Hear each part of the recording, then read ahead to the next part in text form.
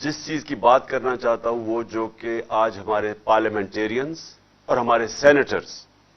آج انہوں نے سپریم کورٹ کو پٹیشن کی ہے کہ اعظم سواتی کا جو ایشو ہے اس کو سنا جائے، جو اعظم سواتی سے زیادتی ہوئی، جو تشدد ہوا، اور جو پھر وہ ٹیپ بھیجی گئی اس کے گھر پہ، جو کہ ہم سب کے لیے شرمندگی کا باعث ہے اس قوم کے لیے، اور پھر ارشد شریف کا جو اس کو قتل کیا گیا، جو اس کو اسیسینیٹ کیا گیا، شہید کیا گیا، اس کے اوپر، اور پھر میرا جو وزیر آباد پہ میرے اوپر جو قاتلانہ حملہ ہوا، اور میں ایک پرائم منسٹر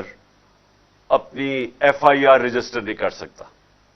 اور کوئی اور ایف آئی آر دی، اور پولیس نے میری ایف آئی آر رجسٹر نہیں کی جبکہ پنجاب میں ہماری حکومت ہے. تو یہ ہم نے سپریم کورٹ کے پاس لے کے گئے ہیں، اور مجھے امید ہے کہ ہمارے آنریبل چیف جسٹس